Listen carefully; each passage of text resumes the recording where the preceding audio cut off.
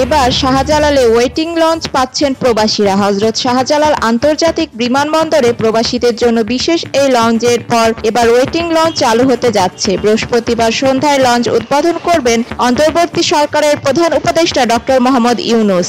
Azerbaijan সফর শেষে দেশে ফিরেই এই ওয়েটিং লঞ্চ উদ্বোধন করবেন তিনি।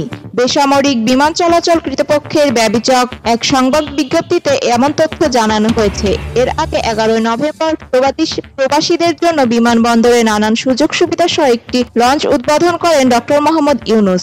বিজ্ঞপ্তিতে ব্যবচাক জানায়, প্রধান উপদেষ্টা বিদেশ সফর শেষে ফেরার পর হযরত শাহজালাল আন্তর্জাতিক বিমানবন্দরে যাত্রীদের জন্য সুপরিসর ওয়েটিং লঞ্চ উদ্বোধন করবেন। বেসামরিক বিমানবন্দর চলাচল কর্তৃপক্ষ এবং বেসামরিক বিমান পরিবহন ও পর্যটন মন্ত্রণালয়ের সমন্বয়ে বিমানবন্দরের মাল্টিলেভেল কার পার্কিং এলাকার দ্বিতীয় তলায় একটি প্রশস্ত আরামদায়ক ওয়েটিং লঞ্চের ব্যবস্থা করা হয়েছে। নতুন লঞ্চটিতে নির্ধারিত অপেক্ষমান কক্ষ, বেবি কেয়ার রুম, নারী পুরুষের জন্য নামাজের স্থান এবং স্বল্প মূল্যের ক্যাফেটেরিয়ার ব্যবস্থা করা হয়েছে।